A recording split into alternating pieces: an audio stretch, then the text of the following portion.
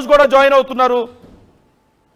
Yeah ఒకసారి లోకేష్కి అసలు లోకేష్ ఈ విషయం గురించి రెస్పాండ్ అయినట్లుగా తెలుస్తుంది. లోకేష్ ఏమన్నాడు? రైట్ సారీ యా సురేంద్ర మాట్లాడినటువంటి మాటలు ఒకసారి విందాం. మాట్లాడిన తర్వాత విన్న తర్వాత ఒకసారి దీని గురించి మరింత క్లియర్గా డిస్కస్ చేద్దాం.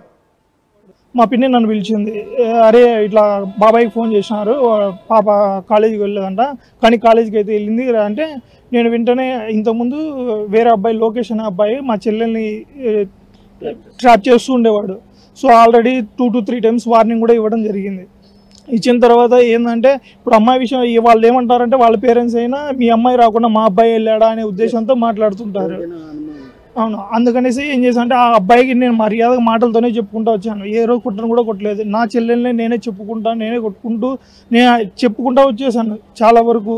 ఆ అమ్మాయి విన్న లాస్ట్ మా బాబాయ్ మీద కూడా కొట్టేపించాను, వాని జోలికి పోను అనేసి. వాడు ఎలా చేస్తున్నాడంటే ఇంత చేసినా కూడా మేము అంత కొట్లాడే అంత వార్నింగ్ ఇచ్చిన అయిపోయిన తర్వాత ఎలా చేస్తాను టార్గెట్, నేను కోసుకుంటే మీ ఫ్యామిలీ అంతా స్టేషన్కి పోతుంది, మీ అన్న మీరందరూ వెళ్ళిపోతారు, ఇలా భయపెట్టేవాడు. ఈ అమ్మాయి అంటే ఇలా భయపెట్టడం వల్ల వాడు ఏ చెప్పినా వినేదన్నమాట. సో ఇలా చేశారు. తర్వాత మా పిన్నికి కాల్ వస్తూనే నేను మా పిన్నిని వచ్చేసాం కాలేజ్ దగ్గరికి. కాలేజ్ దగ్గరకు వచ్చాము, గీతం కాలేజ్ ప్రొద్దుటూరులో. అక్కడికి వచ్చాము. వచ్చిన తర్వాత సార్ని ఎంక్వైరీ వాళ్ళు నేను మా పిన్నికి లోపలికి వెళ్ళిన తర్వాత వాళ్ళు ఏంటంటే ఫస్ట్ ఇయర్ సెకండ్ ఇయర్ తెలియదు, వాళ్ళ స్టూడెంట్స్ అంతా ఆడ ఆఫీస్ రూమ్ దగ్గర నిలబడి ఉంటే సార్ వాళ్ళు మమ్మల్ని చూశారు. లోపలికి నేను ఆఫీస్లో ఎంటర్ అయ్యాను. వాళ్ళు బుక్స్ ఇస్తున్నారు, వాళ్ళకి డిస్ట్రిబ్యూట్ చేస్తున్నాడు.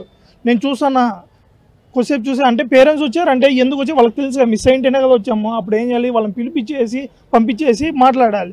నేను చూశాను, నాకు కోపం వచ్చేసి ఏంటి మీరు మేము దేనికి వచ్చాము, మీరు ఏం చేస్తున్నారంటే సార్ ఒక్క నిమిషం సార్ అని మళ్ళీ పిల్లలందరినీ పంపించేసి కొద్దిసేపు కూర్చున్న తర్వాత సో నా చెల్లి కోసం నేను వెళ్ళాను, చెల్లిని వెతకడానికి వెళ్ళాను, తీరా చూస్తే నా మీద ఇంత దారుణంగా మాట్లాడుతున్నారు. ఇది అసలు న్యాయమేనా? నా చెల్లిని చూడలేని పరిస్థితుల్లో, ఒక అన్నగా ఏ అన్నా కూడా చూడనటువంటి పరిస్థితుల్లో, చూడకూడని పరిస్థితుల్లో నా చెల్లిని చూశాను. నా గుండె తరుక్కుపోతుంది. నా బాధను ఎవరితో చెప్పుకోవాలి నేను? తీరా చూస్తే నా పేరు వస్తుందా? అనుమానితుల్లో నన్ను కూడా అనుమానిస్తున్నారా అంటూ సురేంద్ర చెప్తున్నటువంటి మాటలు, తన బాధను మనం చూస్తున్నాం. సురేంద్ర కూడా కొన్ని అనుమానాలు వ్యక్తం చేస్తున్నారు. నిన్న ఆర్టీవీతో మాట్లాడారు. ఈ నేపథ్యంలో ఈ అంశం గురించి మరింత క్లియర్గా డిస్కస్ చేద్దాం. నాతో పాటు నా కొలీగ్ మనోజ్ కూడా ఈ అంశానికి సంబంధించి మొదటి నుంచి ఫాలో అప్ చేస్తున్నారు. మనోజ్ దగ్గర కూడా చాలా ఇన్ఫర్మేషన్ ఉంది. ఒకసారి మనోజ్తో కూడా మనం మాట్లాడదాం, ఇన్వైట్ చేద్దాం. Manoj, thank you so much for joining with me. ఒకసారి మనం పబ్లిక్ లో అడుగుదాం. ఒక సామాన్యుడిగా, జర్నలిస్ట్ గా మీకు నాకే ఇన్ని ప్రశ్నలు ఉన్నాయంటే సామాన్యులుగా at the same time public open కూడా తెలుసుకునే ప్రయత్నం చేద్దాం. ఒకసారి మీరు కూడా కామెంట్ చేయండి. ఒకసారి టైం టు టైం ఏం జరిగింది, ఈ ఇన్సిడెంట్ లో ఎప్పుడు ఎలా ఏం జరిగింది అనేది ప్రతిదీ కూడా మీకు వివరించే ప్రయత్నం చేస్తాను. సో ముందుగా ఈ వైష్ణవి అనేటువంటి ఈ అమ్మాయి, మైనర్ అమ్మాయి అట్ ది సేమ్ టైం లోకేష్తో కలిసి 8:30 సమయానికి గండికోట దగ్గరికి చేరుకుంది. అది సీసీటీవీ కెమెరాలో రికార్డ్ అయింది. ఒకసారి పీసీఆర్ ప్లే చేయండి. సీసీటీవీ కెమెరాలో ఇద్దరు కలిసినటువంటి ఆ విజువల్స్ ని మీరు ఒకసారి ప్లే చేయండి. ఆ విజువల్స్ గమనిస్తే అక్కడ ఇద్దరు కలిసి వెళ్ళిపోయారు. ఫస్ట్ రికార్డ్ అయింది. ఆ తర్వాత 2 గంటల పాటుగా ఇక్కడ చూడండి, మీరు చూస్తున్న మొదటి విజువల్స్ లో అక్కడ అటువైపుగా కనబడుతున్న మొదటి విజువల్లో ఆ అమ్మాయి అబ్బాయి ఇద్దరు కలిసి వెళ్ళిపోయిన దృశ్యాలు చూడండి. ఎగ్జాక్ట్ గా 8:32 AM చూస్తున్నారు కదా. 14/7/2024 14వ తేదీన ఉదయం 8:32 సమయానికి అక్కడికి మొదటిగా ఇద్దరు వెళ్ళారు. ఆ తర్వాత ఇక్కడ మనం గమనిస్తున్నటువంటి ఇంకో విజువల్లో లోకేష్ ఒక్కడ బయటకు వస్తున్నాడు. ఎప్పుడు సమయం ఎగ్జాక్ట్ గా 10:40 సమయానికి, అక్కడ మీకు టైమింగ్ రావట్లేదు బట్ సీసీ కెమెరా రికార్డ్ అయినటువంటి దృశ్యాలన్నీ కూడా 10:40 సమయం రికార్డ్ అయ్యాయి. ఈ 2 గంటల పాటుగా ఇద్దరు కలిసి గండికోట్లోని ఒక రిసార్ట్ లో ఉన్నారు, రైట్. సో గండికోటలో 2 గంటల పాటు ఇక్కడ స్పెండ్ చేశారు. సో ఆ తర్వాత తను స్కూల్ కని వెళ్ళింది. ఆ రోజు సోమవారం స్కూల్ కని వెళ్ళింది. స్కూల్కి రాలేరు. మరి పేరెంట్స్ డెఫినెట్గా ఇన్ఫర్మేషన్ ఇవ్వాలి కదా. సో కాలేజ్లోని ఫ్యాకల్టీ ఏం చేశారంటే పేరెంట్స్కి ఇన్ఫర్మేషన్ ఇచ్చారు. ఏమని, మీ అమ్మాయి కాలేజ్కి రాలేదు, కాలేజ్కి రాకుండా ఉండిపోయింది, ఇంటర్మీడియట్ చదువుతోంది. సో వెంటనే ఆ తండ్రికి ఇన్ఫర్మేషన్ ఇవ్వడంతో తండ్రి ఏం చేశారంటే వెంటనే కొంత అలర్ట్ అయిపోయాడు. మరి ఏం జరిగి ఉంటుందని చెప్పి సురేంద్రకి ఇన్ఫర్మేషన్ ఇవ్వడంతో సురేంద్ర వెంటనే అక్కడికి హుటాహుటిగా స్టార్ట్ అయిపోయాడు. ఈ విజువల్స్ ద్వారా మనం కరెక్ట్గా అర్థం చేసుకోవాల్సింది, లోకేష్తో వచ్చింది కానీ లోకేష్ వెళ్ళిపోయే సమయానికి ఆ అమ్మాయి లోకేష్తో పాటుగా లేదు. సో 2 గంటల పాటుగా వారిద్దరు ఏం చేశారు? 2 గంటల పాటుగా వారిద్దరు కూడా అక్కడ ఒక రిసార్ట్ లో రూమ్ తీసుకొని వారు ఉన్నట్టుగా తెలుస్తుంది.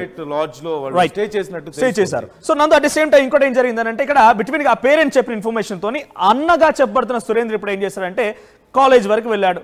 కాలేజ్కి వెళ్ళి అక్కడ ఫ్రెండ్స్తో మాట్లాడి ఆ ఫ్రెండ్స్తో ఇన్ఫర్మేషన్ తీసుకున్నాడు. ఎక్కడికి వెళ్ళింది ఈ అమ్మాయి మా చెల్లెలి అంటే పలానా లోకేష్ తో కలిసి గండికోటకు వెళ్ళిందని ఇన్ఫర్మేషన్ వచ్చింది. సో వెంటనే లోకేష్ ఏం చేశాడంటే సురేంద్ర ఏం చేశాడు, లోకేష్ బంధువులకు ఫోన్ చేశాడట. మరి ఏంటి మీ అబ్బాయి ఉన్నాడా లేడా, ఎందుకంటే బికాస్ ఇది హ్యాపనింగ్ సిచ్యువేషన్, ఇద్దరు ఒకటే విలేజ్, పలుమార్లు మందలించారు కూడా అయినా విడలేదు. సో వెంటనే లోకేష్ కి ఇన్ఫర్మేషన్ ఇవ్వడంతో లోకేష్ ఏం చేశాడు, లోకేష్ బంధువులకు ఫోన్ చేస్తే ఎక్కడికి వెళ్ళినా మాకు తెలియదు అని లోకేష్ బంధువులు చెప్పారు. సో ఆ తర్వాత లోకేష్ కి ఆ బంధువులు ఏం చేశారంటే మరి పలానా సురేంద్ర అడుగుతున్నాడు నీకోసం, నువ్వు ఎక్కడున్నావు కానీ అలర్ట్ గా ఉండమని చెప్పాడు. సో దీంతో లోకేష్ ఏమో అలర్ట్ అయిపోయాడు. అలర్ట్ అయిపోయి ఏం చేశాడు, ఇద్దరు కలిసి వెళ్ళిన తర్వాత ఆ అమ్మాయిని కొంత దూరం వరకు తీసుకొచ్చి, ఇది పోలీసులు చెప్తున్న ఇన్ఫర్మేషన్ మనకేం తెలిసింది కాదు.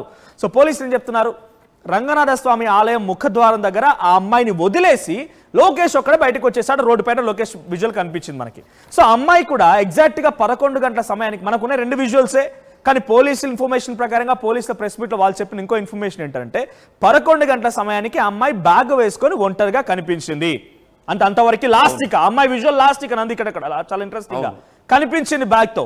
ఇక ఆ తర్వాత అమ్మాయి విజువల్ కనిపించలే. ఇక్కడ మరి 12 గంటలకే ఈ దారుణం జరిగింది, ఆ అమ్మాయిని హతమార్చి ఉంటారనేది ఎవరు చెప్తున్నారు, మీరు నేను కాదు. అక్కడ మెడికల్ ఎగ్జామినేషన్ లో ఆ అమ్మాయిని పరిశీలిస్తే ఎస్ ఒక 12 గంటల నుంచి 1 గంటల ప్రాంతానికి 40 నిమిషాలు అప్రాక్సిమేట్ జరిగి ఉండొచ్చు. అత్యాచారం లేకపోతే ఇంకేం జరగచ్చు ఉండొచ్చు. ఇక్కడ అత్యాచారం పదం కూడా మనం వాడలేదు, బికాస్ పోలీసు కన్ఫర్మ్ చేయడం లేదు కాబట్టి. లైంగిక దాడి జరగలేదని చెప్తున్నారు, అదే పోలీసు అదే చెప్తున్నారు, లైంగిక దాడి లేదు అని అంటున్నారు.